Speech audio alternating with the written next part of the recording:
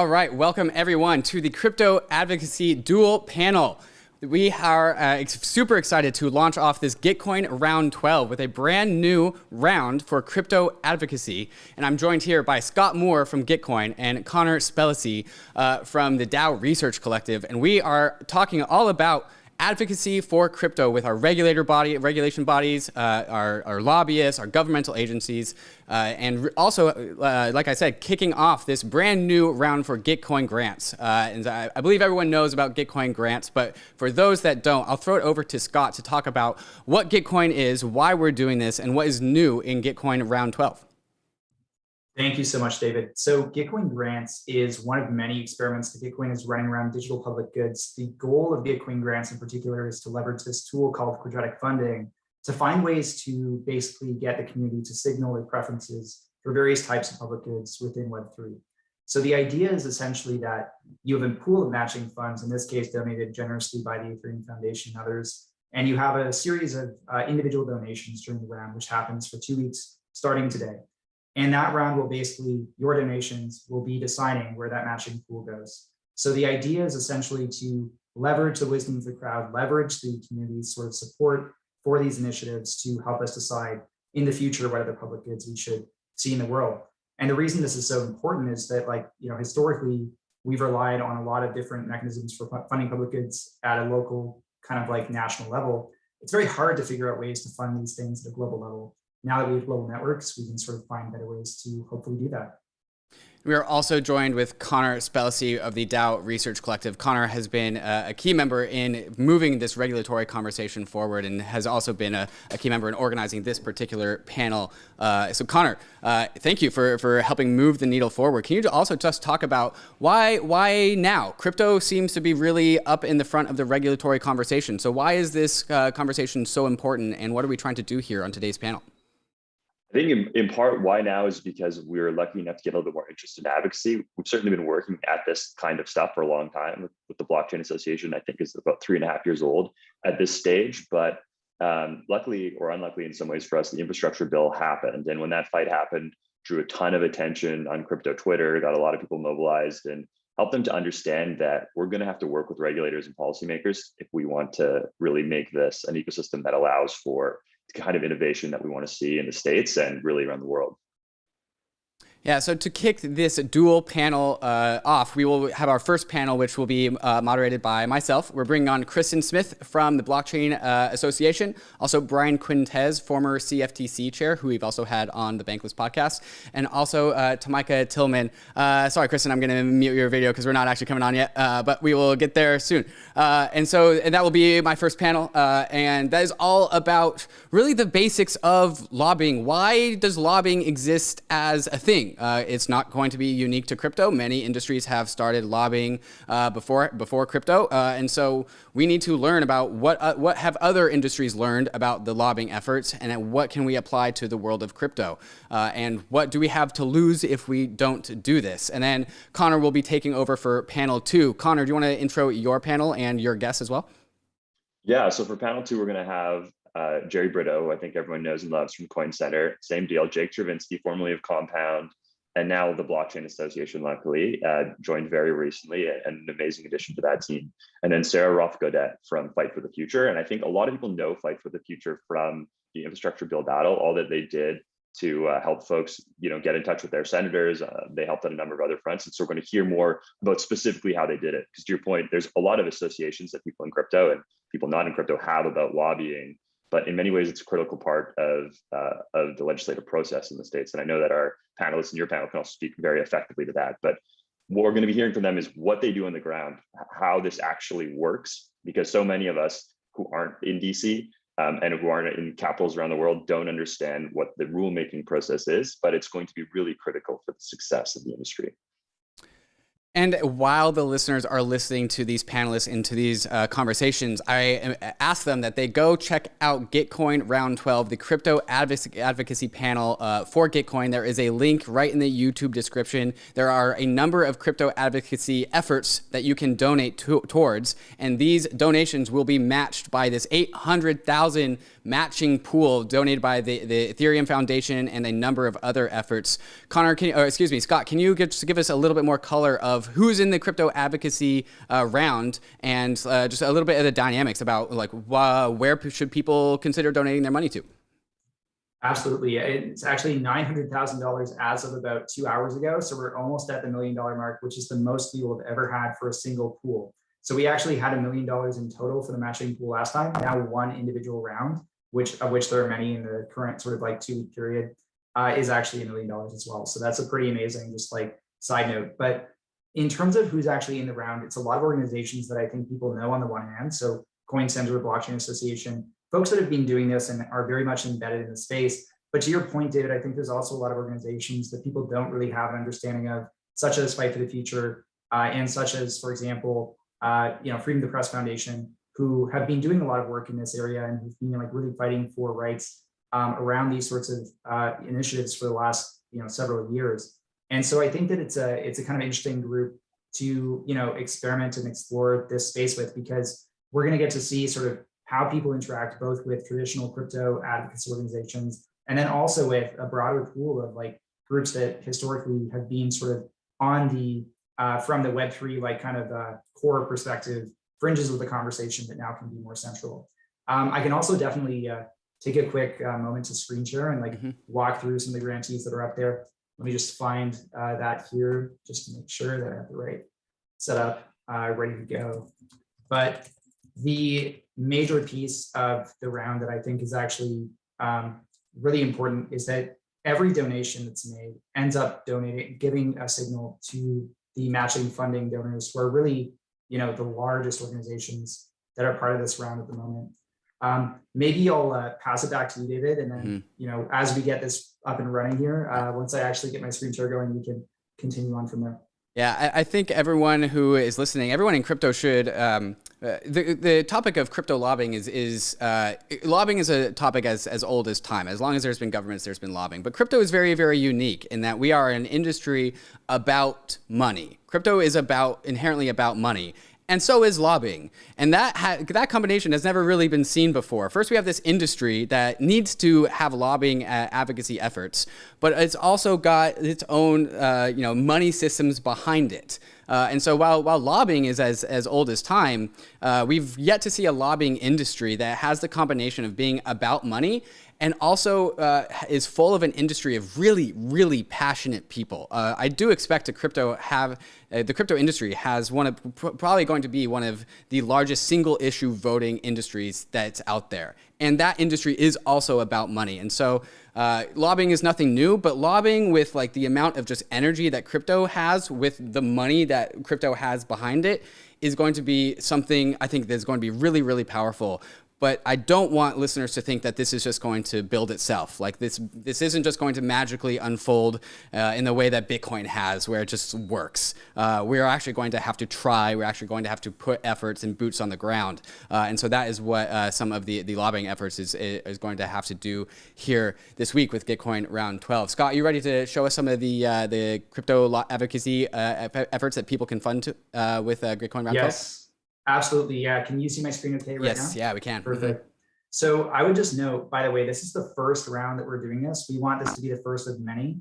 Right now we have approximately, I think it's 10 or so grantees, including Electronic Frontier Foundation, Open Privacy, Civics Unplugged, which is actually a new entrant to the Web3 space at large, but it's been doing a lot of work in terms of grassroots Gen Z sort of advocacy for technology. The Pacific Northwest Rural Broadband Alliance, Freedom of the Press Foundation, the Caribbean Blockchain Association, Reboot, which has been doing a lot of work kind of having this techno-optimist balance between what we're talking about in the regulatory space and what we're talking about with, again, like kind of the new generation of folks coming in and like experiencing this technology for the first time. Fight for the Future, who are, I can't say enough good things about, just as an organization that's been maybe underrepresented in their work in the space for a long time. Coin Center, which I think people are very familiar with, and I'm a huge fan of personally, similar with the Blockchain Association. And then the Tor Project, which has been doing a lot of just technical work in terms of how we actually progress this technology for the last 10 plus years. So it's a really great starting group. If you think there should be other organizations in this round and have not had a chance to reach out, please do. Not Scott Moore on Twitter or anywhere else, just let me know and I can try and add them to the round if they pass the sort of checks and balances of the committee that's approving them for this particular pool. And yeah, David, I'll pass it back to you. Yeah, so we are about to get into our first panel, but before we do, you can go ahead and put away your checkbooks, but you can open up your MetaMask and your ledger and open up GitCoin Round 12. Again, there is a link in the YouTube descriptions. If I had a visual counter of number of donations on the screen, I totally would put it there, but we are not that tech enabled yet. Again, like this event is all about channeling money into efforts that fund and for advocating for crypto, advocating for our industries. And again, there are monies behind our industry, and so when we can pay people to advocate for them, the monies become more valuable. So at the end of the day, the money gets returned back to you guys. Scott, Connor, thank you so much for joining me on this intro. Connor, we will be seeing you later for the second panel of the day, and Scott, we will be seeing you again at the close of this whole entire event. Thank you for joining me. So I'm going to ask you guys to turn your cameras on. I'm going to ask our panelists to turn their cameras, you guys turn your cameras off. Panelists, please come and turn your cameras on so we can get the first panel on the road. We are joined by Brian Quintenz, the first one to turn on his camera. You guys might remember him from our Bankless podcast that we did with him. The other panelists are probably frustrated because I turned their cameras off and they need permission to turn it on. So there is that, and there is that. We are also joined by Kristin Smith from the Blockchain Association and Tomicah Tillemann from A16Z. I just introduced all three of you, but I also want to give you guys a chance to introduce yourselves, a little bit of your backgrounds, and we will go in the order that cameras turned on. So Brian, if you want to just tell us a little bit about yourself and what you do, what you have done and what you are doing now with regards to crypto, I would greatly appreciate it. Thanks, David. It's great to be with you. Really appreciate the invitation to join this incredible event through GitCoin and the EF's contribution to advocacy efforts for crypto. I'm Brian Quintenz. I was a former CFTC commissioner from 2017 through just this last August of 2021. Before that, I was in the financial markets, working at an investment firm and forming my own investment firm, in particular focusing on investing in the banking sector during the middle of the financial crisis, which was a fascinating experience. And prior to that, I was working on Capitol Hill as a policy aide for a member of Congress from 2001 through 2007, in particular, Deborah Price, Congresswoman from Ohio, who was at that point the fourth ranking member in the House of Representatives. Fantastic, Brian. Kristin, let's turn to you. Kristin of the Blockchain Association, which is one of the GitCoin grants that you just recently saw on the screen, so perhaps consider donating there. Kristin, tell us a little bit about yourself, your background, and what you are doing in this space. Yeah, so I am Kristin Smith. I'm the executive director of the Blockchain Association, which is a trade association that's been around doing advocacy on behalf of the crypto industry for almost 3.5 years now, as Connor said. Connor helped bring all this together back at that time.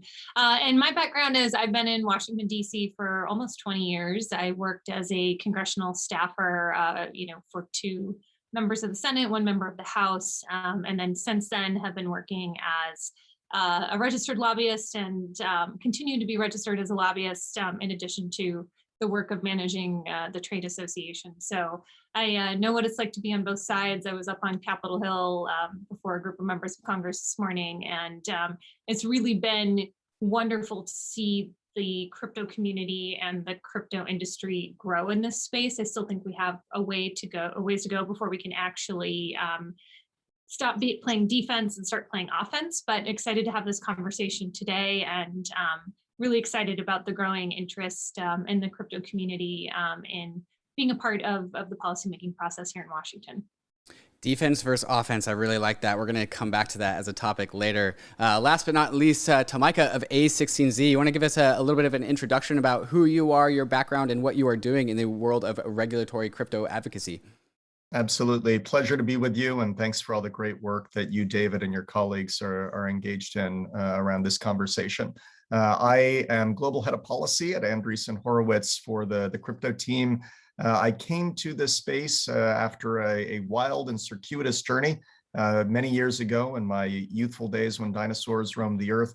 I was involved in a bunch of Senate and congressional campaigns.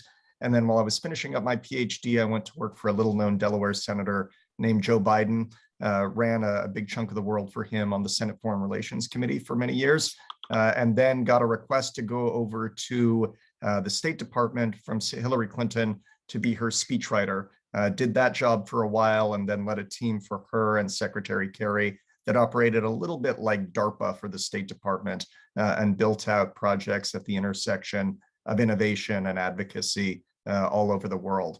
I then went to an organization called New America, which is kind of a part think tank, part technology accelerator, led a lot of projects with governments all over the world and in the US using distributed technology and decentralized systems to solve big problems that they care about, and did a lot of policy work in that capacity as well.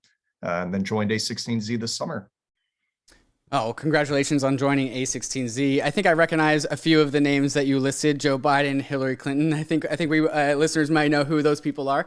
And so, guys, thank you again for coming and joining us on this panel. You guys have spanned a very wide sphere of different areas of the world of regulation and advocacy. And so I think the different perspectives that you guys all bring to the table are going to be supremely useful.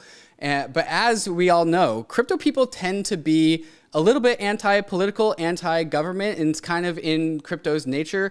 But there's also a decent amount of crypto people who understand that this fight is about them no matter what. One of my favorite phrases is that you might not be interested in politics, but politics is interested in you.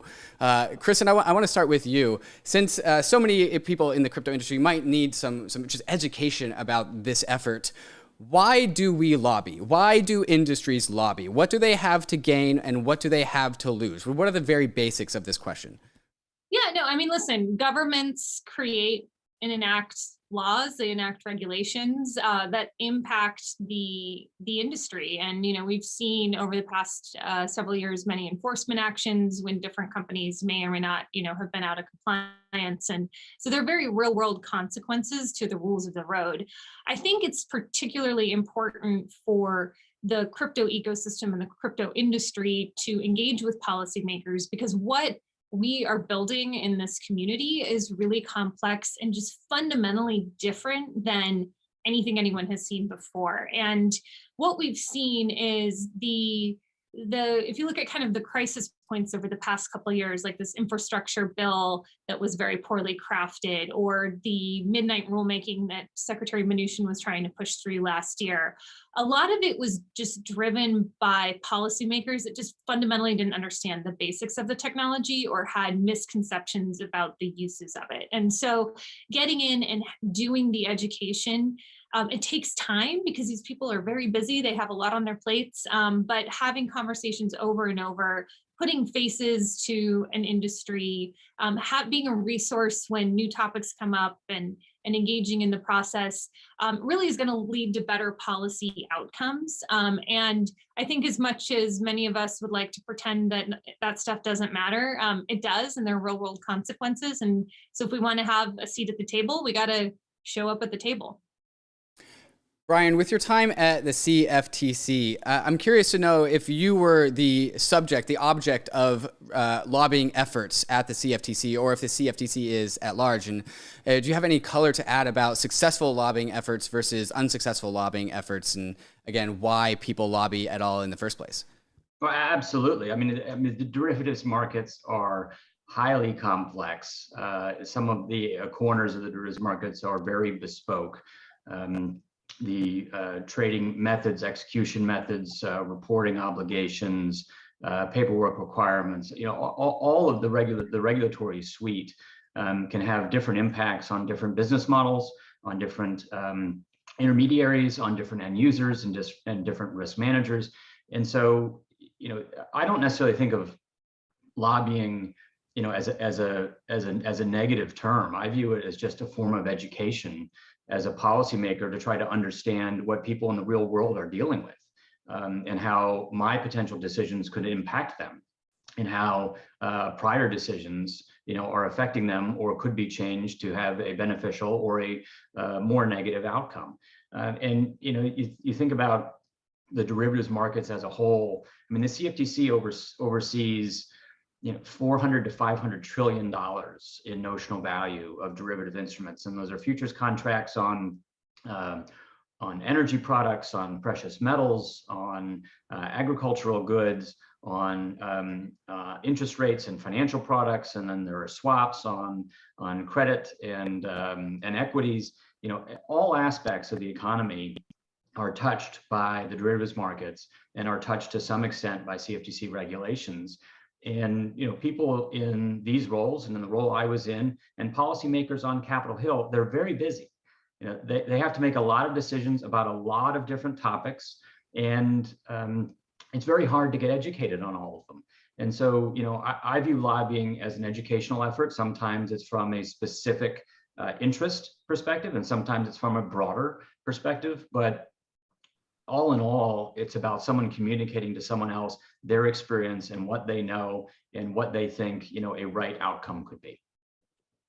Tomicah, with your experiences at A16Z, what has it been like to work on just the education and policy and lobbying effort? Is it easy? Do politicians want to understand? What's that like? Well, let me answer the question with a story, and this will sound at best tangentially related at first, but I promise you I'm getting there. A few years ago, I took my kids to Yellowstone, and when we went to Yellowstone, due to some questionable decisions by their parents, my kids had not spent time in a big national park in the West previously. And all they really knew is that there were bears and there were these scary thermal features, and they hadn't heard that much about it beyond the fact that it was scary and a little bit dangerous. And we got there and very early on encountered some amazing forest rangers that sat my kids down, told them what they needed to know, and got them to a point where this amazing ecosystem that had previously been kind of terrifying to them all of a sudden opened up and became really exciting and something that they cared about and wanted to protect and wanted to experience. And our work with policymakers is kind of similar to that. You have a lot of folks who have, for lack of a better analogy, been stuck in the city for a long time. They've heard that there's this ecosystem out there, but all they really know about it is that there are occasional bear attacks. And our job is to take them into this incredible, vibrant, dynamic, new universe, help them to experience it, help them to understand why it's valuable, and ultimately to become champions and defenders of that ecosystem in the way that all of us are champions and defenders for the ecosystem. So that's the mission. And fortunately, we're finding that a lot of policymakers are open to this. They understand that the status quo is neither desirable nor sustainable. They are tired of living in a Web2 world where their information and their personal data is manipulated and used against them on a daily basis and used against everyone. They're looking for an alternative, and we have a pretty good story to tell in that regard. Well, I'm a big fan of stories, and I think that story definitely exemplifies what hopefully this progression looks like. Hopefully we can convince regulators of all the good merits about crypto, while also as an industry allowing regulators to regulate out the bad sides of crypto, which we all know do exist. So I actually want to go again in reverse order, just because. So again, Tomicah, with you, the way that I view lobbying, the lobbying industry, at least with regards to specific industries, is the lobbying industry is an industry within an industry, right? So we have the crypto industry, and then we have the crypto lobbyists, which are its own industry, but inside of the larger umbrella of crypto. And this smaller part, the lobbying side, it has its own story of maturation, development, progress, I'm guessing. Where would you say we are as a crypto industry? Where are we on the spectrum of maturation of our lobbying efforts? Are we getting good yet? Or do we still have a lot of improvement? Where are we in the grand spectrum of development? Well, the short answer is we're not where we need to be, but I think we're moving quickly in the right direction. We've had a lot of great work by Kristin and others who have been trying to encourage the industry to move toward more cohesion and coherence in the interactions that we're having with policymakers. But it's important for all of us to understand at the outset that we've been pretty delinquent as a community in engaging a lot of the constituencies that we should have been talking to over the last decade. And by virtue of that, there's a pretty big gap in understanding and a pretty high degree of suspicion when it comes to working with the community. So we need to own that. We need to do everything we can to get over that. And we also, I think, need to recognize why we haven't been more effective to date. There's been a lot of fragmentation in the engagement that has occurred with policymakers. To the extent we have disagreements and lively debates within the community, that's great. But when we go up and talk with policymakers, for the most part, they're not very interested in that. And so we need to do a better job of having a high degree of coherence and cohesion in the messages that we're bringing to policymakers. I think we're also seeing a very quick maturation process in the aftermath of the infrastructure bill this summer. That was really an inflection point, both for policymakers and for the industry as a whole. And there's an old saying in Washington, if you're not at the table, you're on the menu. And I think that finally we're seeing a lot of key actors within the crypto community, the Web3 ecosystem, recognize that fact and start to come together to shape policy in a constructive manner going forward. Brian, how would you rate the crypto industry at our skills at lobbying, and where are we in our development of our lobbying efforts as an industry?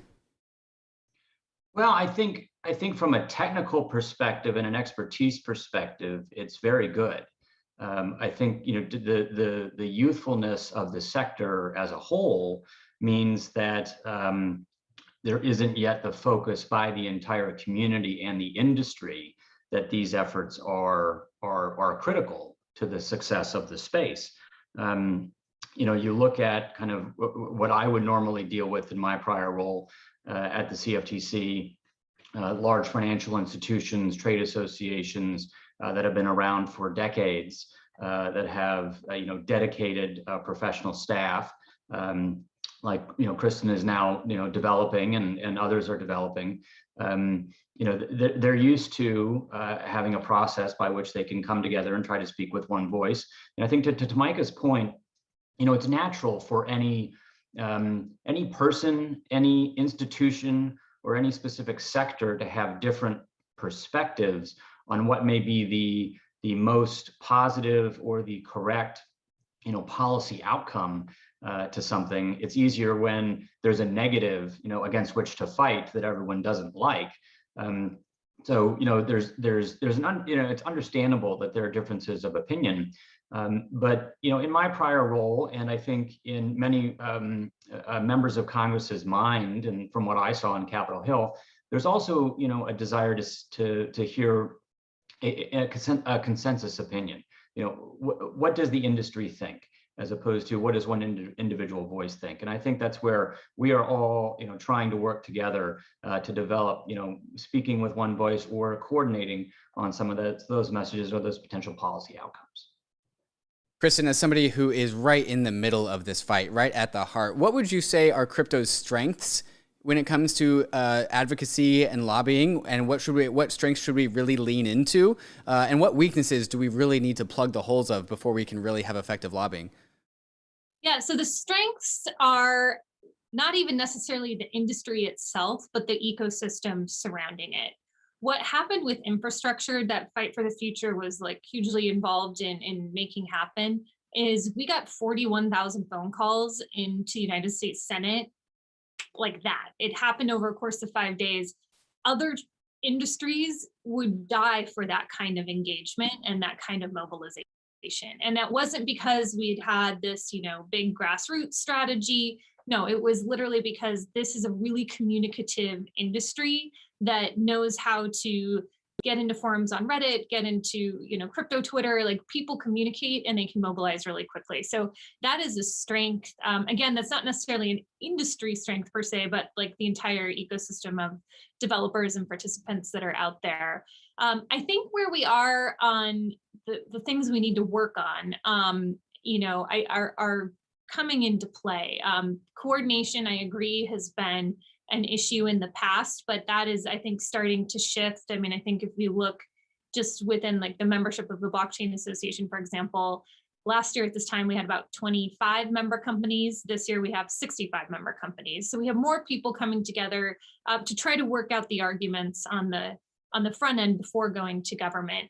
But then there's also just been a lack of resources. And just to kind of throw out a couple rough numbers, I like to tell people I'm super upfront about the finances of the Blockchain Association. In 2020, last year, our budget was about $2 million. By comparison, the Valve Manufacturers Association of America spent more money than that in 2020, right? And they don't have the complexity of the issues that we have. It's pretty easy to explain what a valve is. If you compare that to other sort of established mature trade associations, the American Bankers Association spends about $200 million a year on their trade association. Kind of more maybe what I would think where we should be trade associations, like like the Entertainment Software Association or the Modern Markets Initiative.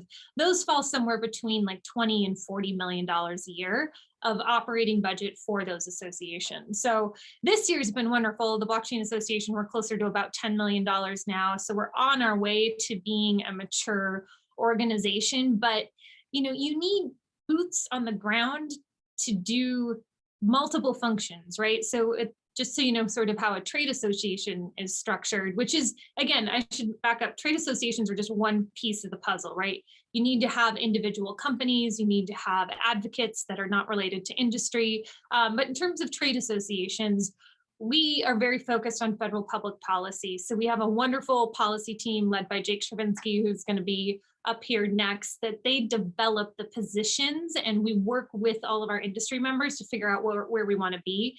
And then we have a government relations team that and consultants that work with the government relations team that have the relationships with government that can take the positions that the policy team have and go push those out. But you need other things too, right? You need basic operating expenses. You need a communications department. You need to deal with member services and bring new members in. And all of this, it doesn't pay for itself. And when you don't have money going to those types of, really it's people at the end of the day, right? Because politics is like a very personal thing. It's a lot of face-to-face. It's a lot of one-on-one conversations. And so unfortunately, we can't reinvent the lobbying playbook like we're reinventing, the internet and financial services playbook. But we can use those tools. And if we get money into place, then we can be effective and again, go from being, like I mentioned before, defensive to being offensive. But all of that's coming together. There's a lot of companies hiring, a lot of seasoned professionals from Washington that are, being put on the broader payroll. And so I'm the most optimistic I've ever been about our chances of getting good policy in Washington. And that, Kristin, is exactly why we are doing this live stream, this panel with a GITCOIN advocacy round. The more money that we can funnel into these organizations that are fighting the fight for us, the more resources they have to expend. And I'm going to try and say this at least 3 more times. Crypto, the industry is about the recreation of money. Therefore, our lobbyists should have a lot of money behind them. There's a lot at stake here, and if we are an industry about money, we should be able to fund these things. And so, again, go to the GITCOIN Round 12 advocacy page and see which of these grants that you want to donate towards. Kristin, I'm going to start this next question once again with you. Tomicah was talking about how a lot of these regulators, they do understand crypto, and once they are shown the light, they do seem to hopefully accept it. But not all regulators are like that. One name that comes to mind is Elizabeth Warren. She seems to really have an anti-crypto bias. So what does it take to actually gain the trust of our regulators? Because when lobbying efforts come knocking on the door and say, hey, you should give our industry an olive branch and let's do us a favor, as a regulator, they're probably like, well, like, what are your real motivations here? So is it hard to establish trust with regulators, and what strategies have we tried that we know work in order to actually establish trust with these people? Yeah, well, there's a couple of different factors that I think that go into it. First is, and this would help us across the board, having more everyday people using crypto in beneficial ways is going to be our best weapon, right? If you look at Uber was successful because people were using Uber. As we get more and more applications being built on top of crypto networks and everyday people's lives are improved, it will be more obvious. Because when you start to get into, proof of work, proof of stake, what are all these, you'll lose people, right? Like what members of Congress know is like what's useful and what are their voters and their constituents utilizing and caring about. I think that's the biggest thing. So everyone out there building, please keep building and do it fast because that will be most helpful. But, there's a couple other pieces that I think are important. One, just having relationships where you can have a dialogue are important. And part of that is done, via direct lobbying. Some of it is just from lifelong friendships policymakers have had with people. A big component is political giving and, participating in fundraisers and letting people know that there is, kind of a little upside, if they start to engage in this space. So building out the relationships is important. And then sort of the third is messaging. And different members of Congress or different regulators respond to different messaging, right? Regulators care very much about the mission of their agency. And so it's figuring out how to work within that framework. Policymakers have a wide range of issues that they care about. And I think this is actually something that's challenging. We have so many different messages out there that resonate with different types of lawmakers in particular, that it's hard to just package it all up into one thing that hits and that lands with all of these, different policymakers. But you have some that will care about financial inclusion. You will have others that care about fighting big tech. You will have some that are worried about competitiveness with China, others that are trying to figure out how to create more jobs and spur innovation here at home. And so there's a lot of different messages that are out there. And that's one of the reasons why that, one-on-one communication is so important, is because we can tailor our messages to the interests of that lawmaker. And so I do think there are some overarching themes that everybody cares about, but there are some that are specific and that, can be used to turn someone from a skeptic into a champion, or at the very least neutralize them. That's helpful too in the process. At the end of the day, getting some of the people out of the way is half the fight. Tomicah, with your experiences at A16Z, has it been difficult to gain trust of the regulators? Well, I think there are two sides of that. I, like a lot of folks who have come into the space, have pretty long relationships with a lot of the individuals that we are engaging. And those are pretty trusted relationships. And so I believe them. If they tell me something, they're going to believe me if I tell them something. So at an individual level, we're building on a pretty firm foundation. I will say there is long-standing skepticism of the industry and the ecosystem. And that's something we need to work on. I think there hasn't been enough engagement. To Kristin's excellent point, policymakers need to see the technology being used to solve problems that they care about. That's not happening enough right now. We need to do more when it comes to issues like financial inclusion. We need to do more to reach populations and constituencies that the policymakers are trying to represent. And that's something that we need to take on as an ecosystem and frankly, make some investments to support those types of efforts going forward. As we do that, we will find it easier and easier to establish trust with the broad range of actors that we need to be engaging if we want to see policy evolve in an effective direction going forward. This is a very surmountable challenge. To Kristin's point, we are in a much, much better position to do this than just about any new innovative technology in the last 50 years, because this is a technology that at its core is based on communities, and political leaders and policymakers serve communities if they're doing their jobs right. So we are uniquely positioned to deliver and deliver some really good outcomes, but we need to do a better job of demonstrating how these tools can be used to address challenges that policymakers are focused on. Brian, since you're on the receiving ends of things, what strategies have you seen lobbying efforts work when it comes to gaining trust and, respectfully infiltrating the minds of the regulators? Yeah, thanks. So I guess when I was in my prior role, and I think Tomicah's spot on.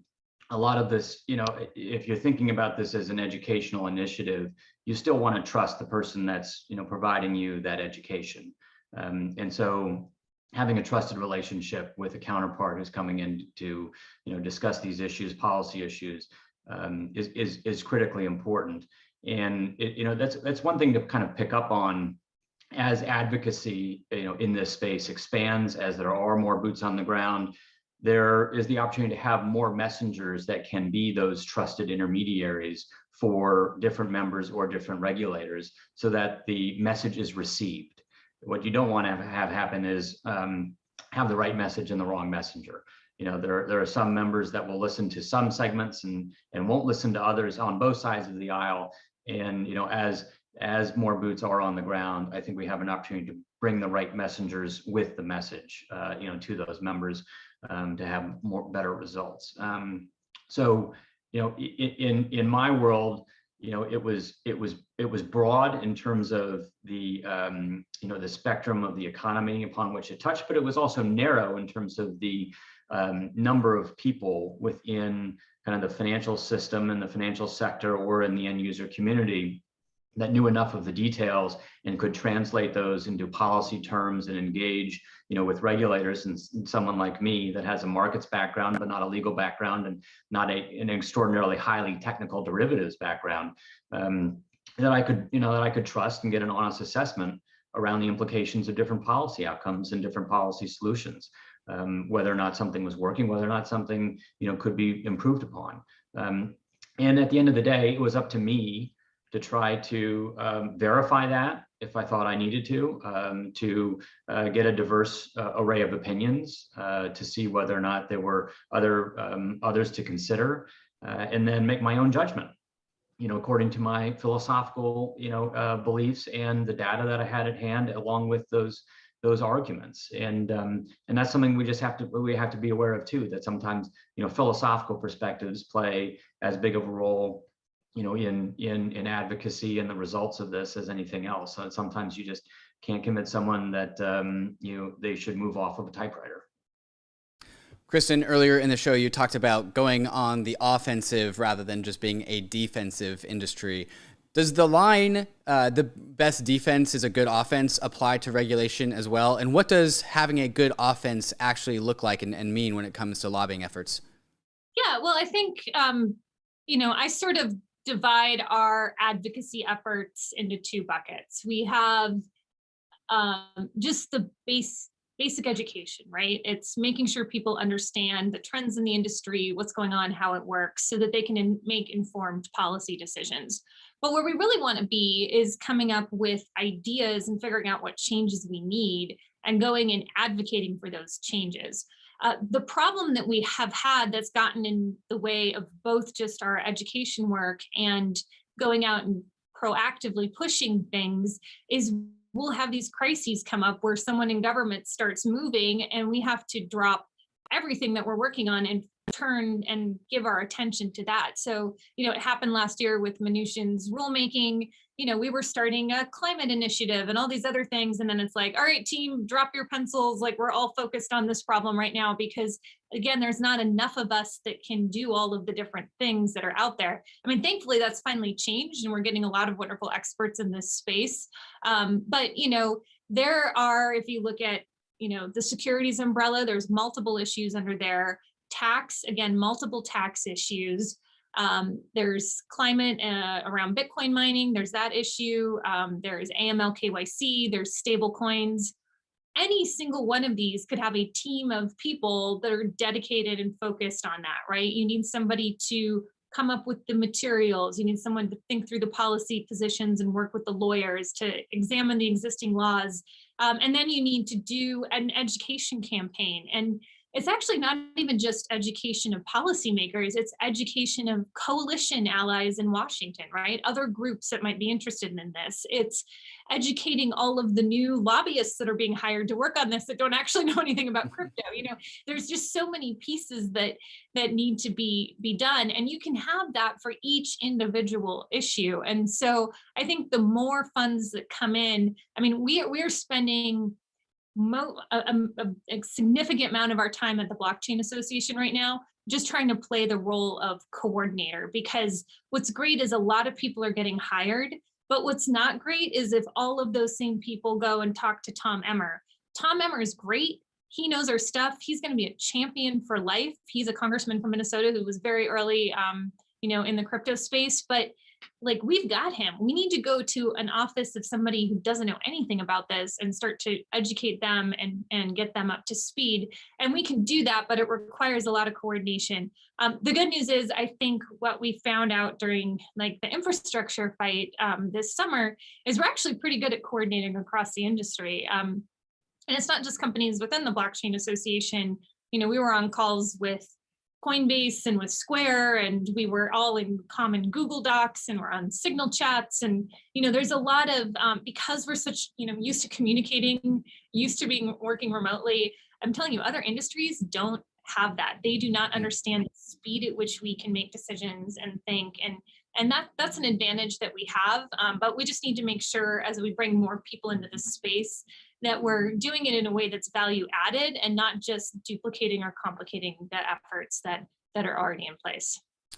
Kristin, I'm hearing you say the word education a number of times. Is education really the common denominator for this whole effort? Is it just education all the way down? Is that really what moves the needle the most? Education is definitely helpful. You know, to be, you know, maybe unpopular, political giving is a super powerful tool. If members of Congress know that, hey, if I do something positive for the crypto industry is going to do something positive for me, i.e. host a fundraiser. I mean, that honestly is super helpful. You know, I've seen a lot more of that going on in the past couple of months, which I think is great. But listen, at the end of the day, if you're dealing with members of Congress, now, again, they're a little bit different than the regulators, but members of Congress, in the most, you know, the core, the thing that keeps them up at night is, am I going to get reelected? How do you get reelected?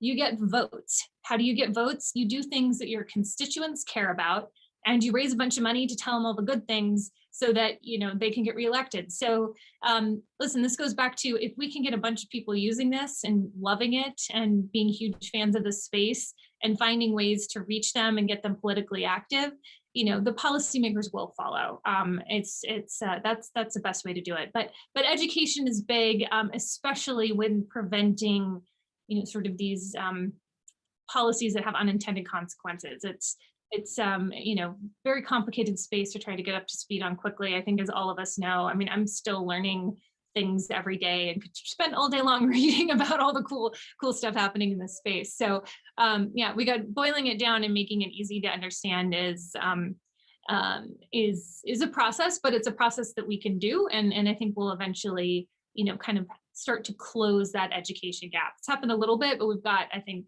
a long way to go. Well, panelists, I want to thank you guys for carving out time in your very busy schedules to come on this show and help educate about advocacy. And so I want to wrap up with this one last question for each of you. We are coming to a close on 2021, which was definitely the year that the crypto industry woke up to the fact that we actually do have to participate in politics and in governmental discourse. So looking into 2022, what are some reasonable, some lofty but reasonable wins that you want to see from the crypto industry by the end of 2022? What should we really be focusing our attention on? And so we can really get some nice W's under the belt. Tomicah, I'll start with you. I think we should approach the 2022 elections as the Web3 midterm. I think politicians on both sides of the aisle need to recognize that the margin of victory in virtually every tight race in the country will be determined by voters that care a lot about this issue. And that those that are committed to building a better internet, those that are committed to building a better financial system that works for more people are going to get a lot of support. And those that are on the wrong side of those issues are going to face unhappy voters at the ballot box. I think that's going to take some work to get us there, but I'm cautiously optimistic we can make it happen. 2022 as the Web3 election year. I think that is a meme that I'm going to try and get me and Ryan to just meme into existence. So thank you for that one, Tomicah. Brian, I want to turn to you. What wins does the crypto industry really need to get achieved in 2022?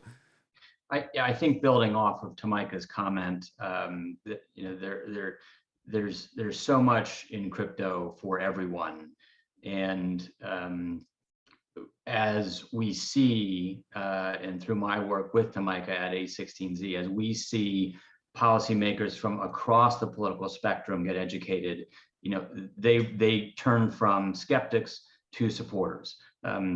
I think we are going to see, and I would love to see, bipartisan pieces of legislation be introduced that show the breadth of support, the diversity of support that crypto can have politically. I think that's going to be a big wake-up call for a lot of folks that view this, through one particular lens, either philosophically or economically. And Kristin, what are you looking for wins? What wins are you looking for at the Blockchain Association in 2022, and how can the industry help you? Yeah, no, I think what we need to do this year is build the machine, to steal sort of Fred Ursum's phrase. He talks about building a political machine.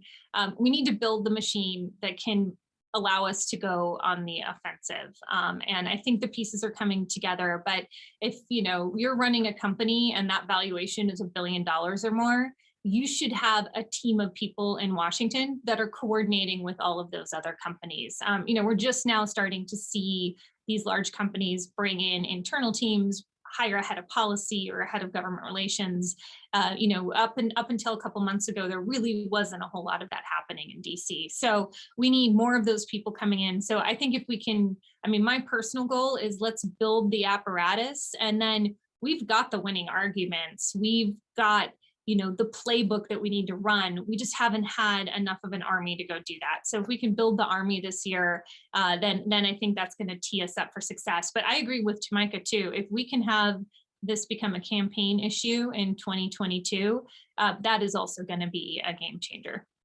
Well, Bankless listeners can look forward to that just being injected into their ears over and over and over again. Brian, Kristin, and Tomicah, thank you so much for coming on for this first of two panels for this GITCOIN Round 12 Crypto Advocacy Summit. Thank you for your time. And again, thank you for your efforts with actually advocating for our industry and just bringing awareness to all the good that crypto can bring to the world.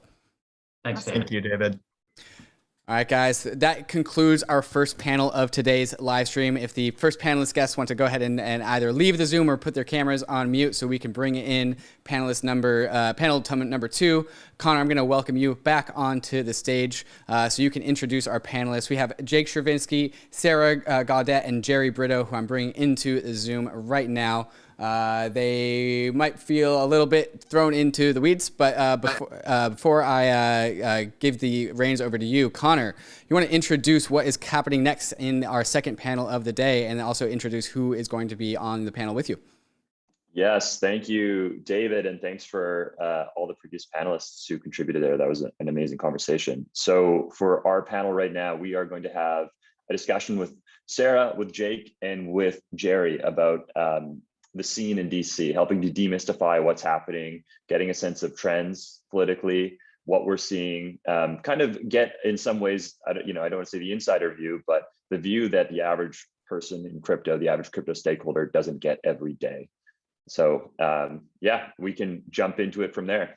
All right, with that, with the panelists, the next panel come on the show. And while they do that, I just want to remind people to pull out not your checkbooks, but instead your ledger or your MetaMask and go to GITCOIN and peruse all of the various different grants that you can donate to. One of them is the Blockchain Association, of which we are now actually also having Jake on as well. So Connor, I will hand it off to you for panel number 2.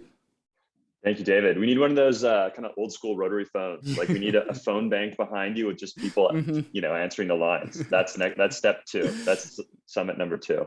Absolutely. But thank you. So let's get into it. I'm going to start by briefly introducing everyone and then just having them introduce themselves. Sarah is the executive director at Fight for the Future. Jerry is the executive director at Coin Center, and Jake is at the Blockchain Association doing a ton of good work. I think head of policy is the title, but I'm sure that you wear many hats there. So maybe we could start by everyone introducing themselves and their organization. And this is a 3-parter: themselves, their organization, and what your focus is on crypto advocacy. So let's start with those who turn their camera on first. I'm going to go Sarah, Jerry, and then Jake. Sure, yeah, I can jump in. Hello, folks. Thanks, Connor and David, for organizing this panel today. Very, very honored to be here with Jake and Jerry in particular.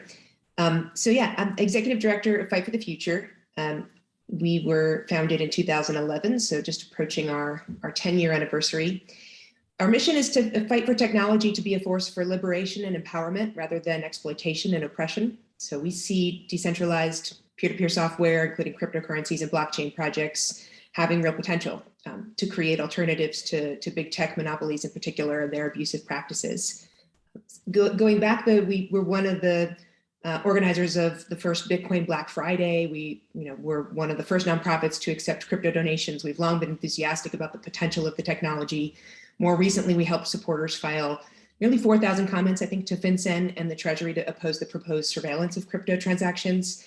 And this past August, when the infrastructure bill contained, as I'm sure has already been discussed, the deeply misguided provisions around cryptocurrency that would threaten the software developers trying to create alternatives to big tech, and would also would create harmful surveillance requirements for the artists and creators. We helped direct a huge backlash in the form of over 40,000 calls, tweets that reached over 20 million people, and that resulted in lawmakers making an attempt last minute to fix the provision with an amendment that failed due to the obscure Senate rules, despite the bipartisan support. So now, in addition to supporting the legislation that's been introduced to fix most of the bad provisions in the bill, we're scaling up our work. I'm sure we can talk more about this, but our biggest priority at the moment is to build a broader community of human rights organizations who will fight with us. And that's off to a pretty good start. Great, thanks, Sarah. And Jerry. Great. Well, thank you very much, Connor, and all of you for having us here. So I'm Jerry Brito. I'm Executive Director of Quintero, and Quintero is an independent nonprofit based in DC, focused on the public policy issues that affect cryptocurrencies and open permissionless blockchain networks. So things like Bitcoin, Ethereum, and the like. We've been around for just about 7 years, a little bit over 7 years now. And we exist because these open networks, very much like the internet, are unowned public goods. And so as a result of that, there's a bit of a collective action problem. You've got trade associations like Jake's, with which we work closely, that look after the interest of companies in this space, but who looks out after the interest of the networks as networks and the rights of individuals and developers to build the networks and connect and assemble as networks and to use the networks and do so freely and privately. And so that's what we exist to do. And we do that basically in 3 ways: education, public policy research, and advocacy. Education is where we spend a lot of our time, and it's focused on making sure that policymakers understand what the stuff is and how it works. So just plain English, just the facts information. So much of what can go wrong with regulation and policymaking is not out of malice, but out of ignorance. And so we want to make sure that if they want to pick up the phone and call Bitcoin, pick up the phone, and call a decentralized network, they can't. Hopefully they can call us and we can give them just the facts about it. As we have these conversations, though, inevitably we get questions we don't have the answers to, oftentimes because these are questions of law where the technology has outpaced the law and there's a gap, and policymakers are probably going to want to fill those gaps. And so that's where we engage in the second thing that we do, which is public policy research, where we identify gaps, identify alternative ways one might fill those gaps, and we make a recommendation. And the criteria that we use for what we recommend is we want to help regulators meet their ends, whether that's consumer protection, investor protection, anti-money laundering, whatever it may be, while preserving as much as possible the freedom to innovate and avoiding unintended consequences and certainly respecting constitutional rights. And the last thing we do is advocacy, right? So we lobby for our preferred solutions. And again, we're not a trade association. We don't represent anybody. We don't have members. We are basically just self-appointed champions for this technology. And folks who support us do so without any influence over what we say and do. And we hope that they like what that is. And then following year, they can support us again if they like it.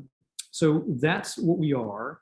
A lot of our work is, in contrast to Sarah's work, which is very activist focused, which is awesome, and we partner with them and love the work that they do.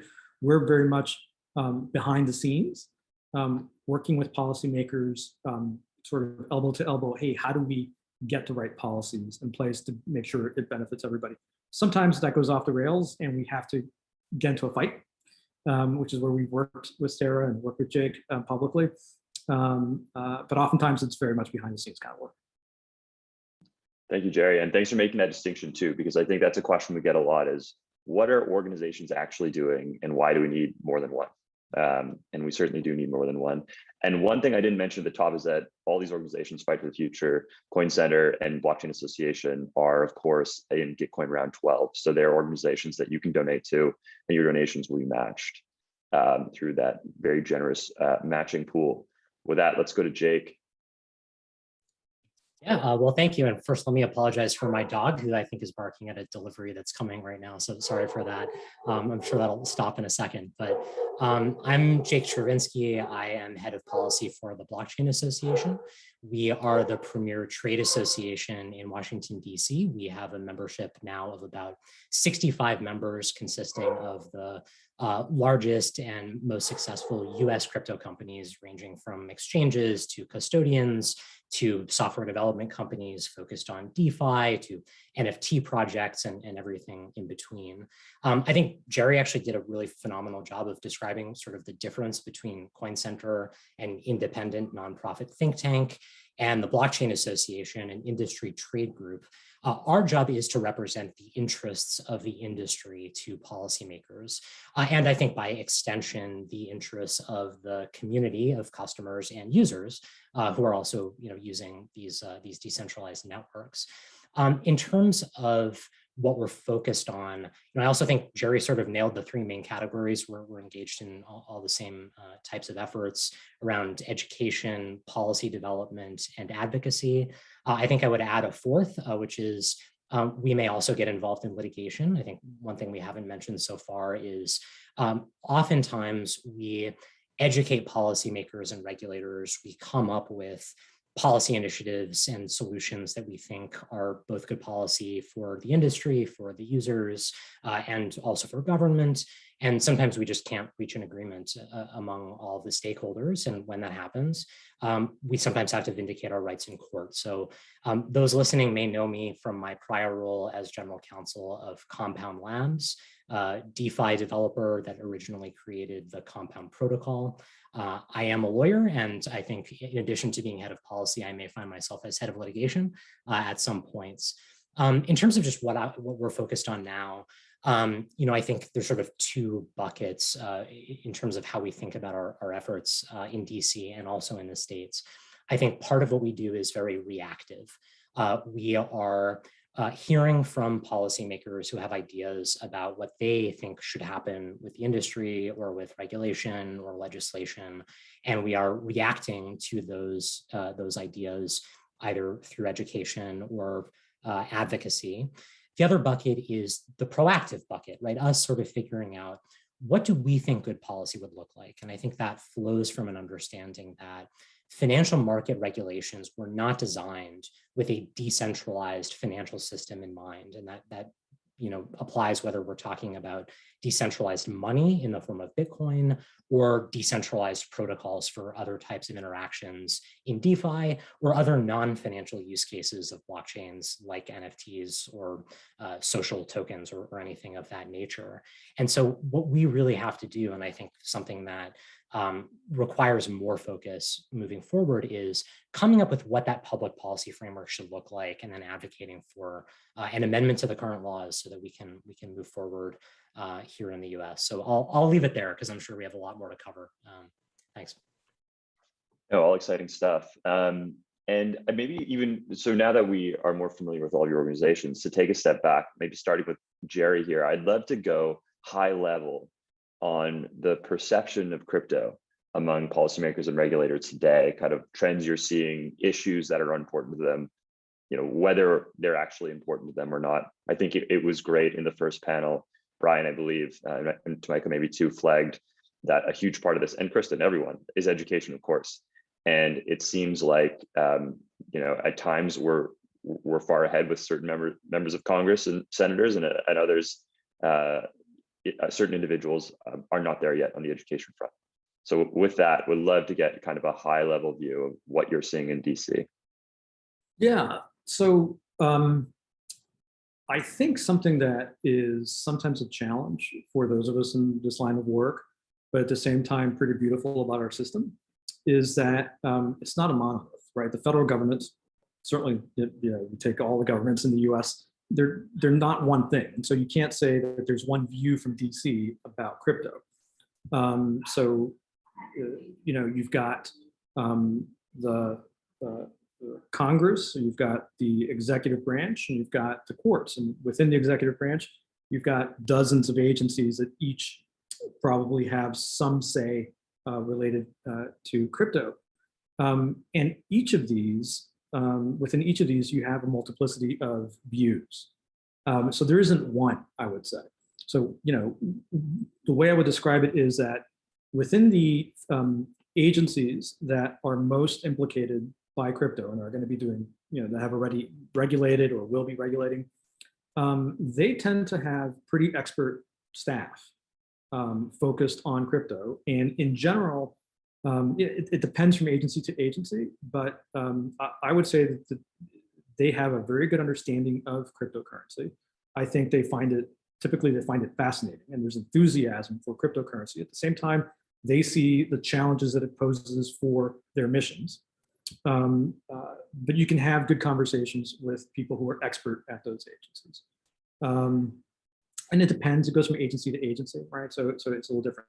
In Congress, I think what you have is a small minority of members who have strong views about cryptocurrency, either strongly positive or strongly negative, and then a long tail of members who don't really have a view or have sort of a layperson's view where they've read about it, formed some inclination one way or the other, but don't really have a strong view. And that's to be expected because,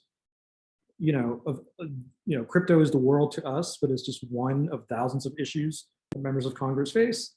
And so they can't be expected to have a strong, a well-formed opinion about every issue that they have before them. And so part of the challenge for us there is educating folks as much as we can, but with the understanding that we're never going to get every member of Congress fully as immersed into crypto as we all are. It's doing some triage and making sure that the folks who are most negatively disposed, making sure that we have good counterbalance to those folks. So anyhow, I guess what I would say that, there's no one perspective on crypto from DC, but if I could just sum it up in general, look, there is a lot of rhetoric that comes out of DC because talk is cheap. And that tends to be negative. So often what you read in the press is a lot of the folks who are not positively inclined towards crypto saying things that is negative rhetoric. But if you look at the actions that the federal government has taken to date, look, there's some stuff I find pretty objectionable, starting with the infrastructure bill tax reporting provisions that just passed, including to just generally tax policy, some of what the SEC has done. But aside from that, in general, I would say that the US has gotten it right on crypto regulation, right? Certainly FinCEN at Treasury has, CFTC I think has, I think in the main, even the SEC has. I know Jake and I might disagree on the margin. So I would say it's not monolithic and separate the rhetoric from what's actually happened. And so I'd say I'm very optimistic about the future of crypto vis-a-vis regulation. And I of course, we brought up the infrastructure bill already. I feel like that's very critical to the conversation about the history of crypto regulation. And Jake, I mean, I know that you were all very integral in that process in DC. Jake, could you give us a little bit of context around that and where we're at today in that fight? Yeah, sure. I know it's a big question. I know that can be an hour-long response, but yes. And actually, I think Jerry had to record 2 podcasts just to cover the story of the infrastructure bill. So we'll try to keep it a little shorter than that.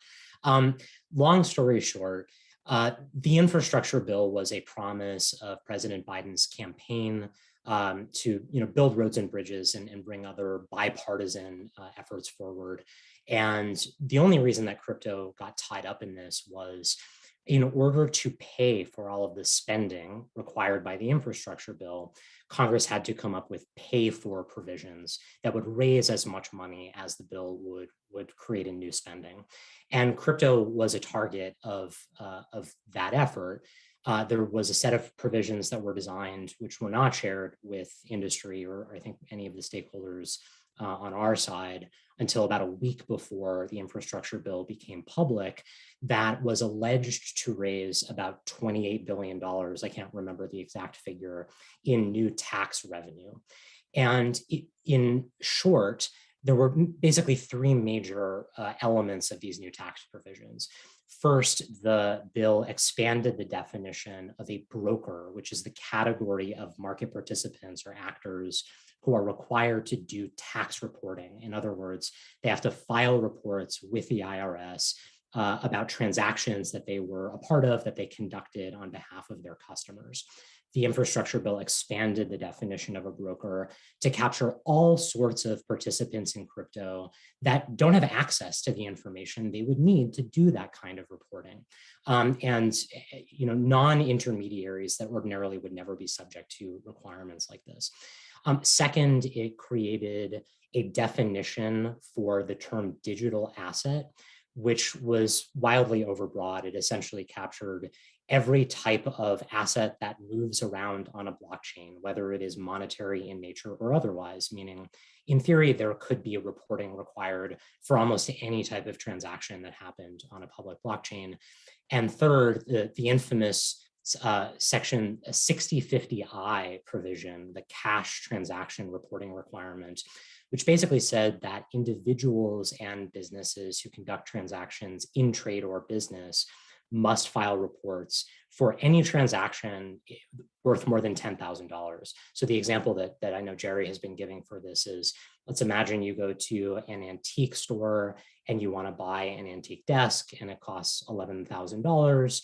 If you buy that with Bitcoin or a stable coin or some other digital asset, well, now the antique dealer has to file a report to the IRS about that transaction. So, I mean, for a lot of reasons we can get into, but maybe to keep it a little bit shorter, we won't. These provisions just don't make any sense. They don't match up with the nature of the technology that we are working with, and they don't match up with the position that crypto market participants have in relation to these types of transactions, right? Miners who add blocks to a blockchain are very different from securities brokerages or banks or other brokers that are typically required to do this type of reporting. We worked very, very hard to try to fix this language in August. Unfortunately, we did not succeed. In sort of an odd turn of events where it seemed like all of the senators agreed that there should be an amendment to these provisions, but because one senator couldn't get a different, totally unrelated amendment that he wanted, he decided if he couldn't get what he wanted, no one could get what they wanted. And as a result, the infrastructure bill was passed and signed by President Biden with those original provisions included. So we're now working very hard with the Treasury Department to try to mold the implementation of those tax provisions in a way that will make sense for the industry. And that's sort of where I'll leave it for now. Thank you, Jake. I know that's a hard thing to summarize. And Sarah, anyone I talked to about the infrastructure bill and kind of what went on from an advocacy perspective brings up Fight for the Future and the critical role you played. And yet I don't know that very many people in crypto candidly are as familiar with your organization, or at least as they would be with Coin Center or the Blockchain Association. So I'd love to hear from your side of the story as to, I know you've been doing things for a while at Fight for the Future related to blockchain, but how the infrastructure bill fight played out for you and the way in which you are interacting with these other organizations that we've been talking about, and to the extent you're interacting with regulators and others too. Yeah, sure. I was thinking about this a bit. I mean, the timing was terrible in terms of just the amount of notice we all had, but good in the way that we had already been working some on, specifically the FinCEN rules and the proposed FATF rules, and had been, working some with Coin Center and Blockchain Association. And so we were already in pretty regular communication about, what might be coming next. And we tested some different messages with our audiences and built sort of small audience of our own around these issues as well. You know, for us, being able to take on financial surveillance was just, you know, that particular piece around the FinCEN rules was just, you know, we've been long focused on privacy and anti-surveillance, government surveillance, but also, you know, corporate surveillance as you know, as technology evolves. But so when this, you know, this provision was added and we were, you know, alerted by folks at the Blockchain Association, you know, it was pretty easy for us to jump in. And it was also pretty easy for us to just to be able to quickly be able to say that, you know, that no policy that impacts the future of the internet, you know, should be tacked on to some must-pass piece of legislation like the infrastructure bill, as Jake set up, as, you know, President Biden fulfilling his campaign promises. You know, they have to be carefully debated and considered. It's not the first time that we have fought a rider, you know, or a last minute addition to a bill that would affect the future of the internet. And so, you know, whether people understand the issues or not, they can surely understand that that's just, you know, bad policy making. So right out of the gates, that was fairly easy an easy message for us to spread. Like this makes no sense. It needs to be fixed. And then we were able to move quickly. We you know, have a lot of customized tools that can easily connect a supporter to their member of Congress, or automatically submit letters through their members' comment submissions on their websites. And we use these tools all the time, so they're battle tested. You know, we specialize in sort of building quick campaign sites and tools that make the experience of, or the goal is to make the experience of taking action and doing activism easy. So we were able to, you know, deploy one of these tools in just a few hours. And, you know, we were able to switch it from a focus on Senator Sinema and Manchin as chief negotiators to, okay, this is really moving forward. So we need to turn the switch and facilitate calls to all of our senators. And we need to, you know, quickly focus on Senator Wyden's amendment, because that had been thankfully introduced. And so, you know, we are in a kind of ideologically small organization, so that we can, you know, we're 12 staff people. And so we you know, are able to move quickly. And we really, you know, we live for these sort of big viral moments. We may talk a little bit more about sort of, you know, how the needle shifts on issues like technology and the internet. But, you know, these are the moments where we can have the biggest possible impact. So as a small team, we're, you know, we are good at dropping everything else and sort of working around the clock to take full advantage. And, you know, the outpouring of support from the community was massive, you know, with the help of Coin Center and, you know, and folks like Jake, who were able to sort of spread the word on Twitter. It, you know, spread incredibly quickly. And we were able to sort of channel a lot of the energy in you know, around the issue towards Congress. And like I said at the outset, you know, over 40,000 calls, very short period of time. You know, when the office is closed for the weekend, we changed the site to add everybody's Twitter handles. And so folks were, you know, tweeting, and I think over 20 million, you know, sort of folks were able to see one of these tweets. And so it really spread very quickly. And that was awesome. So, you know, while we lost over the obscure Senate rules and the senator from Alabama, you know, it felt like a pretty big victory for the community, you know, overall. And this is something that we certainly hear a lot in the context of the infrastructure bill, was the limited notice that anyone in the industry had. And so when we think about the next, you know, fights in DC and elsewhere, or actually let's focus on DC. Like, what are some of the things that the community should be aware of right now that might be the next infrastructure bill fight that they can start working towards today, given that we have a little bit more time? And I'm going to put this one to Jerry first. Yeah, so it's interesting. I think part of the reason why this became so vocal is because it had to be a public fight, because we got no notice, right? Because this was done out of regular order. And the same is true for the FinCEN fight that Sarah mentioned, that happened in December, January of, or you know, earlier this year, 1 year ago, I should say, right? And the thing is, when things are done through regular order, that is through an agency, it is done through rulemaking, or in Congress, a draft bill is discussed, then introduced, and hearings are done. When things are done through regular order, that's when I say that we work behind the scenes, that's what I mean. I mean that we, when an agency is thinking about some regulation or some guidance, we'll talk to them before there's a draft that's put out, and we'll have conversations and back and forth, and we'll point out things. Hey, did you think about this? And they'll be like, oh yeah, you're right, we didn't think about this. And that way we can improve things. Then it's put out for public comment or introduced as a bill, and then we get to, and all the public gets to offer comments, and the agency has to take comment and consider that. And then that way things are improved. And so by the time we get through this whole process, usually we get a good result. But once in a while, for political reasons, you will have folks at an agency, like Secretary Mnuchin last year at Treasury, or this year, Mr. Portman with the infrastructure bill, ram something through where it's got to get done this week. And so it surprises everybody.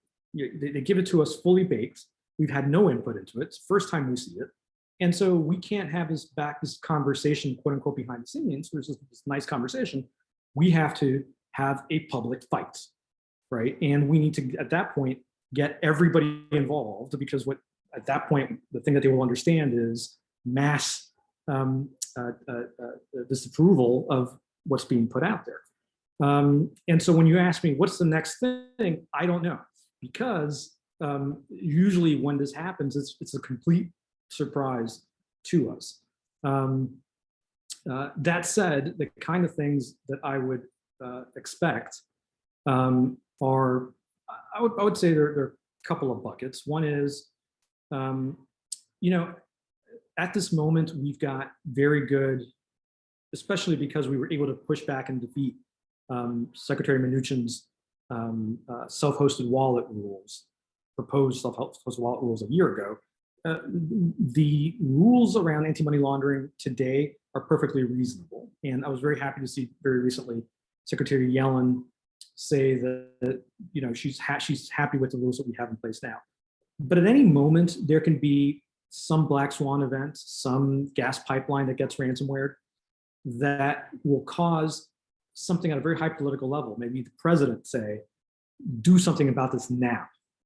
And I don't care, I don't want to hear anything else, right? And so something like that could trigger something related to self-hosting cryptocurrency. So I worry about that. And then the other thing is related to DeFi. It's no secret that there are investigations at the SEC related to DeFi. Those could result in enforcement actions. If they do, it's going to be very, very interesting to see under what theory of law will those enforcement actions come. Certainly one that I hope won't come, but might, and one we have to be ready to engage in, is if they make a case that publishing code is in some way a violation of the securities law, okay? And so I worry about that. So those are two things that I'm sort of on the lookout for right now. Jay, and Jake, I mean, we hear like there is a decent amount of FUD in the space. I mean, even as it relates to like the next thing that's going to come, talk of enforcement actions, etc. That's what we hear about in the community over and over again. And a lot of people want to do something about it. They want to try to find a way to operate a business where they don't feel insecure about what they're doing. They want to be compliant. They want to be on side, but they just don't know how to be. And they're not people who've necessarily lobbied or advocated for anything in their life. And you do a really good job of, I think, explaining for everyone what the meaning of some of the tea leaves in DC are. What do you say when that average stakeholder, be they, an operator, a founder, a lawyer, whatever, comes to you or tweets at you and asks about how they can participate in the process? It's a tough question. And I think especially in the context of enforcement actions, unlike policy, where I completely agree with Jerry that, this should be done well in advance, stakeholders should be brought in, it should be discussed, it should be thoughtful. People should be brought into the conversation early and often. The public should be able to weigh in. Enforcement is exactly the opposite. Enforcement by design should be kept confidential. And the reason for that is because the mere fact of an investigation could suggest that there has been some wrongdoing. But of course, here in the US, we have the presumption of innocence. Typically that applies in the criminal context, but it's true equally in the civil context. We should assume that companies have not violated the law until and unless there is a finding that they have. And so the rules of the Securities and Exchange Commission and the other enforcement agencies in DC and around the country in the states, the rules are that these enforcement actions should and must be conducted confidentially, just because the mere implication that there has been a violation can do more damage to the company than the violation itself, if indeed there is one.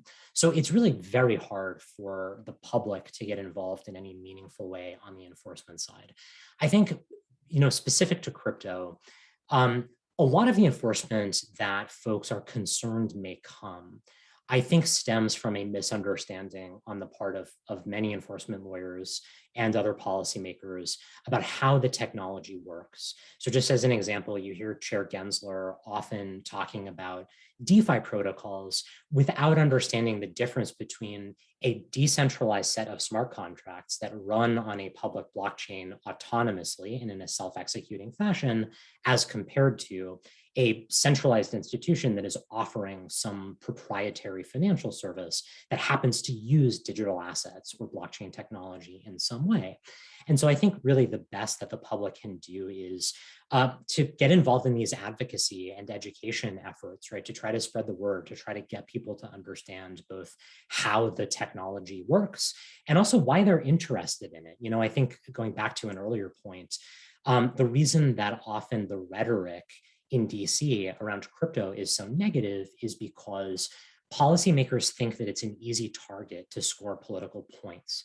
And so it's not so much that they've thought through the policy or the issue or the reasoning behind the negative statement that they're going to make to the Wall Street Journal or the New York Times or some other media outlet that's giving them an opportunity to communicate with the public and get their name in print.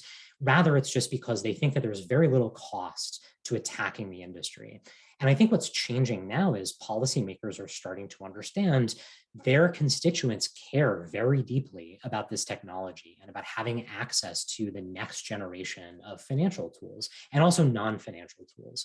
And so I think the more the public speaks up about that, the more they can influence sort of how policy is going to work out in the end. And Sarah, this one for you, taking it back to previous battles the internet community has had in DC, thinking about things like potentially the anti-SOPA campaigns, net neutrality. I'm sure a number of smaller campaigns that were run. I know Fight for the Future has been involved in some of them. Part of the reason I ask this question is that I think it's important that people in the community understand that this sort of campaign, lobbying at times, et cetera, has happened several times as it relates to new innovations, and crypto is no exception to that. What lessons would you draw from those campaigns, and how would you explain their importance to where we are now with those technologies? I might have a visitor just at the exact right moment. Yeah, I was thinking of this as Jake was talking as well, because because it is it's acceptable. It feels acceptable for folks in Congress to use the kind of rhetoric that they're using right now, because although they are hearing more and more from their constituents, and the infrastructure bill was a big breakthrough there. But yeah, I think it's so important that we do have the inside game, and the work that Coin Center is doing is so critical for that. There needs to be the behind the scenes work there. I always feel hopeful when I hear Jerry talk about how there are really, smart folks who are educating themselves in the agencies and elsewhere. And I'm sure there are more and more every day in amongst the staffers in Congress too. But that we, if there's one thing I've learned from 25 plus years of doing kind of political strategy and activism, it's that when you're up against especially deeply entrenched, powerful interests, there's no way to just win with the facts and the persuasive arguments. We need both. The folks in DC will listen and learn when, you know, what they need to learn. If we can successfully shift the focus off of some of the worst narratives for crypto outside of DC and begin to build more of a broad base of support. You know, the folks in DC didn't really understand the internet or net neutrality at the beginning, and frankly, they didn't care enough about getting more and more people online through broadband access. But when we were able to frame the issue for the public as one of the cable companies getting control of the internet, you know, turning it from the beautiful open mess that it was into cable TV, we started to see a difference in how folks were responding. When we were able to get these messages to every corner of the web through sort of the big viral moments on the internet, the sort of inflection points that we have, things like the infrastructure bill, and, you know, partnering with companies who had a stake in the outcome that could direct their users to take action, organizing subreddit mods and all the things that we have done over the years, we can channel a lot of that outrage into political action. We need the inside game, but we also really need the outside work to help to shift the narrative over time and to kind of get the folks in DC to pay attention. So it's about those kind of critical inflection points, making the most of them, and you know, really channeling a lot of that energy into action at those big moments. And we've seen it time and time again. So we are optimistic that we can do it again. Amazing. Well, thank you so much, everyone. And maybe we'll end it off with last question, an optimistic question and a quick response. Thinking about, you know, if you're waking up in the morning, whatever, you go immediately on Twitter, of course, because we all do, and then you see a tweet about a new regulation, a new policy, a new occurrence on the crypto regulatory front, and it makes you as happy as possible. It's the best possible thing for you to see. What is that thing? And maybe I'll start with Jake, I'll go Jerry, and then I'll go Sarah. Yeah, I'll give you a real life example, which is Secretary Yellen's statements recently about the FATF guidance. So, you know, for quite a long time before, and then especially during this fight we had with Secretary Mnuchin last December, I've always thought that the anti-money laundering laws are the biggest threat to a decentralized financial system. They are the way that a government that wants to stop this technology in its tracks has the most leverage to do so.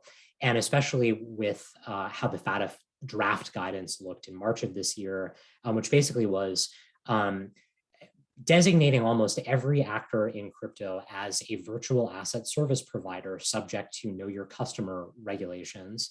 That really sort of scared a lot of us. And to see Secretary Yellen come out and say, we're standing by our own guidance from May of 2019, which accurately captured how anti-money laundering laws apply to this sector. I think that was frankly the best thing that we could have asked for to end this year. I would love to see something similar next year from Chair Gensler or from the SEC, giving us some clarity on how they interpret the Howey test and its application to digital assets. I think that would be the next thing that would make me extremely happy. I am much less optimistic about actually seeing that, but yeah, that's my answer.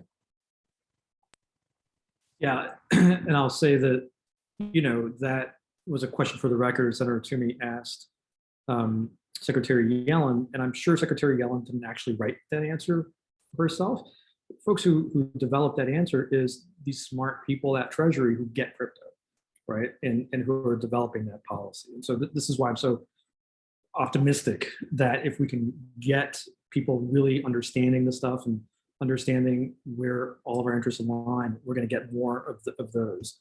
And so if I could wake up tomorrow and see a tweet that would make me happy, it would come also from Treasury, but in this case from the IRS or the Office of Tax Policy, just with new guidance that makes sense. The guidance that they put out in 2019 makes very, very little sense. It conflates an airdrop with a fork. I mean, really not good. And so I think that's the area that needs most improvement. And so that's where I would love to see, better guidance. I'd start by, seeing what Jerry and Jake have tweeted that morning, but in a kind of totally different. But I think the thing that would make me most happy would be to see AOC tweet something positive about decentralized tech, or retweet our Deputy Director Evan Greer's tweet about the importance of crypto to marginalized communities fighting repressive governments. And we think that's possible, but I think that would, we're fiercely nonpartisan, but we do work with a lot of these offices on a lot of different issues. And so we did for the infrastructure bill, and we will going forward continue to do outreach to them to try to break through there. But I think that would help to shift the political landscape. I think folks in, like Senator Warren would sort of have to reckon with that part of the party. I think we could,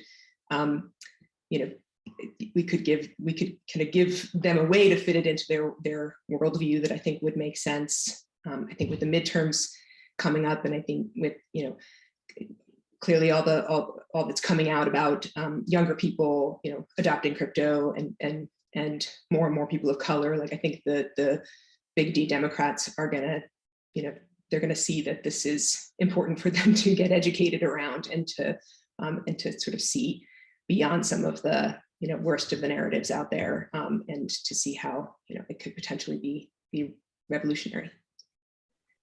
That would make me happy. Yeah, me too. All those things would make me happy. So fingers crossed for 2022. But thank you all very much for taking the time to help us out. As I think all of our listeners know by now, each of these organizations, Quintero, Fight for the Future, and Blockchain Association, are in GITCOIN round 12 as advocacy groups that need your support. So thanks, everyone. I think we'll now add David and Scott back into the room, and you guys can feel free to just chill and turn off your videos. We'll do a little debrief.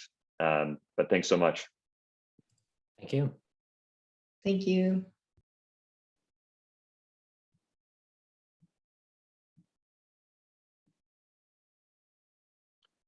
David, I think you're muted. Sorry, I have like 13 mute buttons.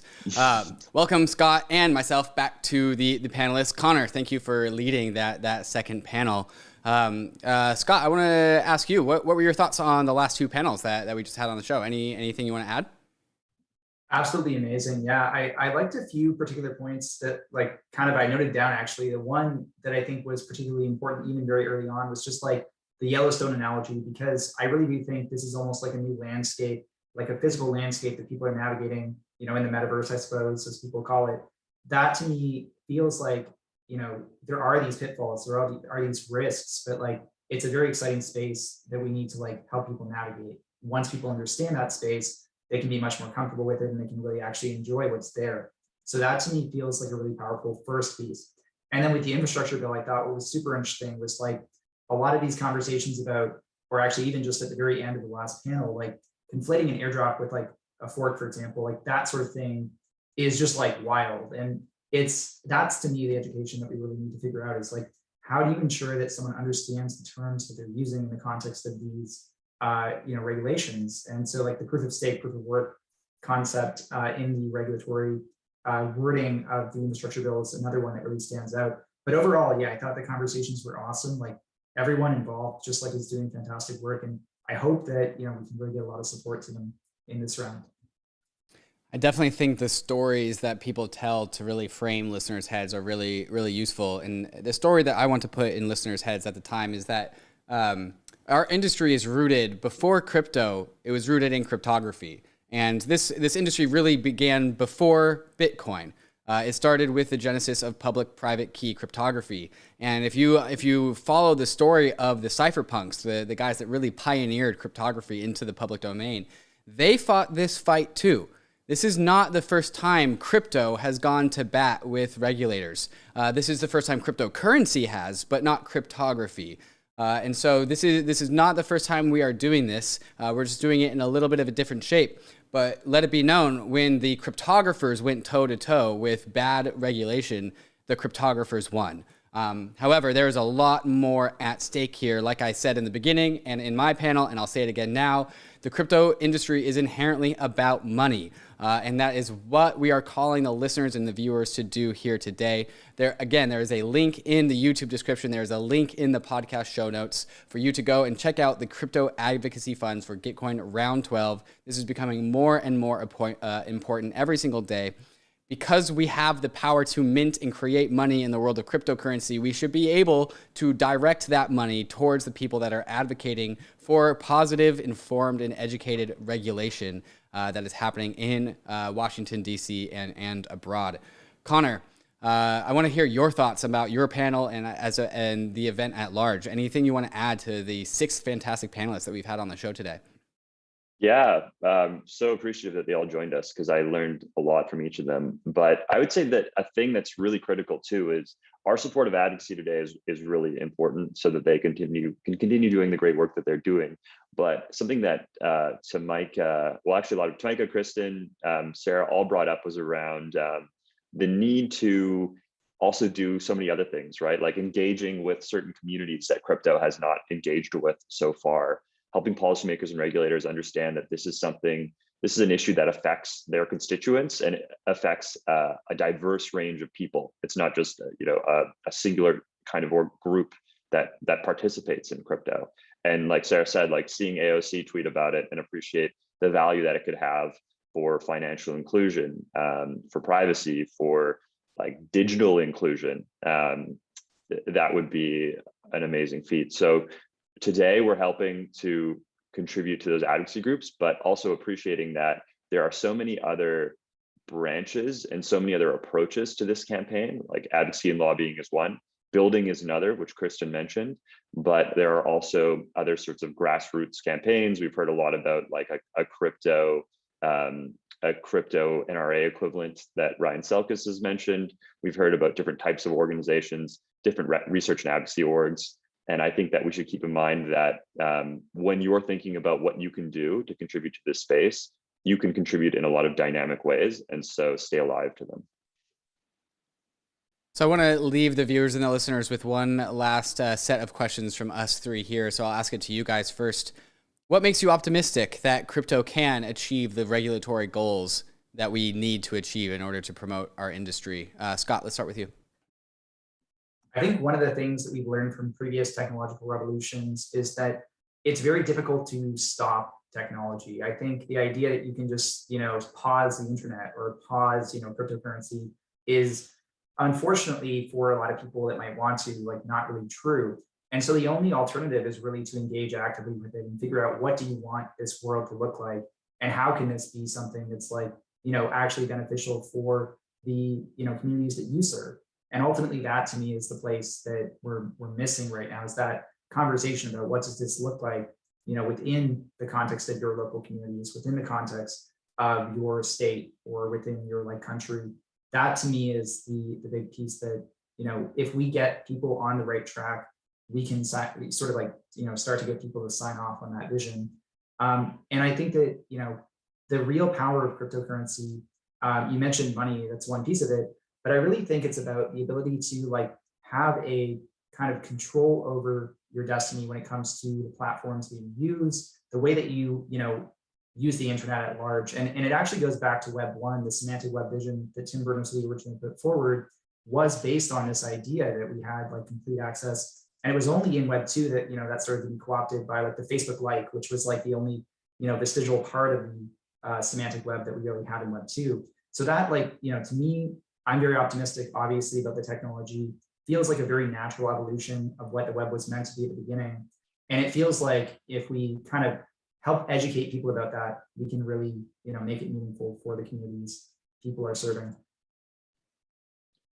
I'm optimistic about the fact that there are so many great groups who are just spending their entire day working on this problem and helping to educate policymakers and regulators. And we heard that over again and again and again, right? But that's the first stage. And we appreciate that crypto is getting more champions, because we all know that once you learn about its potential and you go down that rabbit hole, it's really hard to pull yourself out or to stop appreciating all of its value. So I'm optimistic, and I'm also, relatively confident that we will just get more and more champions as their staffers begin to get educated and help to educate those policymakers and regulators who are making some of these critical decisions. I think what makes me optimistic is that, just like what you said, Scott, standing in the way of technology generally doesn't work. And I think it's even more and more clear people that bet against crypto tend to get absolutely wrecked by crypto. Crypto has a fantastic way of humbling people that oppose it.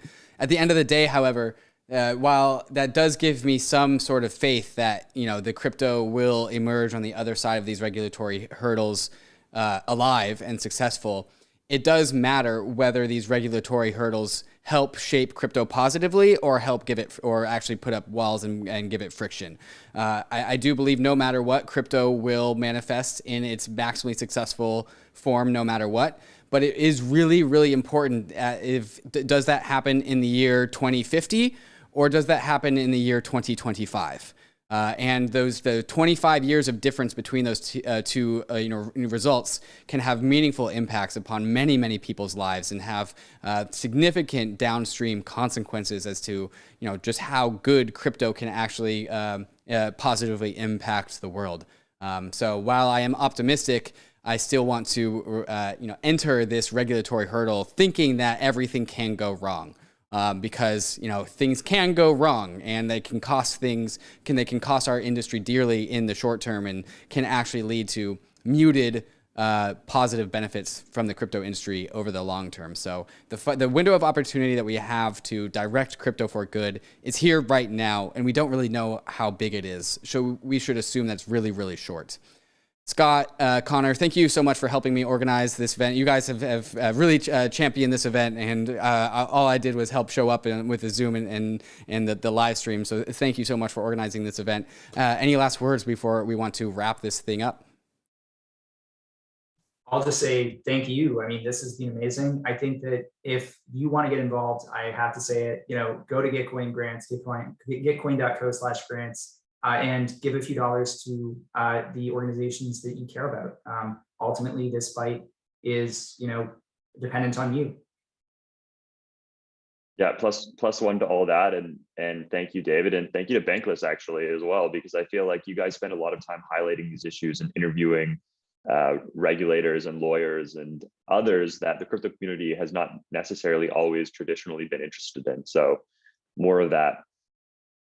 Cheers, guys. Thank you, everyone, for tuning in. Thank you for GITCOIN and for the DAO Research Initiative for helping organize this event. And, of course, thank you for our fantastic panelists that came and showed up on today's panel. Again, there is a link in the YouTube description. There is a link in the podcast show notes. If you just donate $1, that dollar can be matched by up to $10, $50, sometimes $100 of matching funds from the GITCOIN matching pool. This is how quadratic funding works.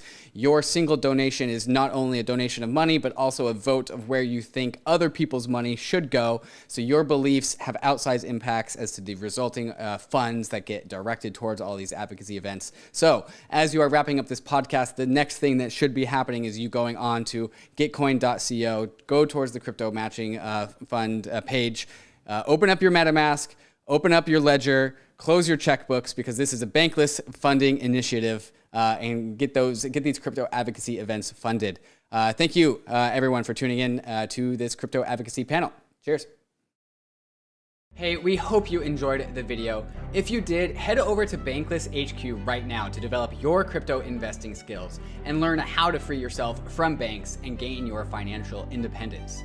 We recommend joining our daily newsletter, podcast, and community as a Bankless Premium subscriber to get the most out of your Bankless experience. You'll get access to our market analysis, our alpha leaks, and exclusive content, and even the Bankless token for airdrops, raffles, and unlocks. If you're interested in crypto, the Bankless community is where you want to be. Click the link in the description to become a Bankless Premium subscriber today. Also, don't forget to subscribe to the channel for in-depth interviews with industry leaders, Ask Me Anythings, and weekly roll-ups where we summarize the week in crypto and other fantastic content. Thanks everyone for watching and being on the journey as we build out the Bankless Nation.